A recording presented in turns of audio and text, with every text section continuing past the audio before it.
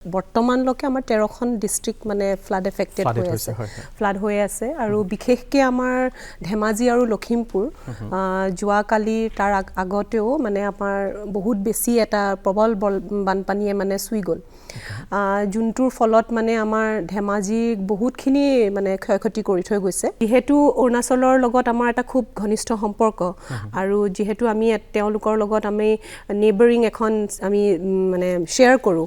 boundary share কৰোঁ তো তেওঁলোকৰ তাত যদি অতিমাত্ৰা বৰষুণ হয় তেতিয়া আমাৰ লখিমপুৰ বা ধেমাজি হেন জিলাত মানে খুব বেছি এফেক্ট এটা পৰে বৰ্তমান আমাৰ 13খন ডিস্ট্ৰিক্টৰ ভিতৰত যদি মই কওঁ গোৱালপাৰা কাছাৰ লখিমপুৰ ধেমাজি ডিব্ৰুগড় যোৰহাট বিশ্বনাথ চাৰিআলিও আছে চৰাইদেউ এনে ধৰি পেলাই আপোনাৰ মুঠ 13খন ডিস্ট্ৰিক্ট আমাৰ বৰ্তমানলৈকে এফেক্ট হৈ আছে কিন্তু আজি দিনটোত যদি কওঁ মই আপোনাক 30 তাৰিখৰ তেতিয়া আমাৰ অকল 6খন ডিস্ট্ৰিক্ট আমাৰ এফেক্ট হৈছে তাতে আপোনাৰ ধেমাজিখন অকমান বেছিকে হৈ আছে আৰু লখিমপুৰখন হৈ আছে সো কেতিয়াবা আকৌ আমাৰ মাজে মাজে আমাৰ যোনটো আৰবান ফ্লাডিঙৰ কথা ক'লে মোৰ হেতুটো আমাৰ কামৰূপ মেট্ৰো তেওঁলোকো মানে আমাৰ মানে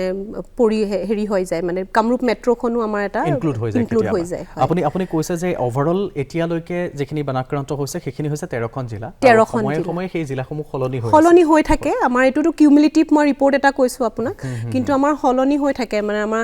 আজি যদি ধেমাজিখন হুমালে কাইলে হয়তো ধেমাজিখন আকৌ নাইকিয়া হ'ব পাৰে কিন্তু কনস্ট্যান্ট কোনো এখন জিলা আছে নেকি যিখন সদায় প্লাবিত হৈ আছে এতিয়া বৰ্তমান কনস্ট্যান্ট আপোনাৰ জিলা হৈ আছে লখিমপুৰখন আৰু বৰ্তমান হৈ আছে ডিব্ৰুগড়খন ডিব্ৰুগড় আৰু লখিমপুৰ এণ্ড ধেমাজি এতিয়ালৈকে কনস্ট্যান্ট এই তিনিখন হৈ আছে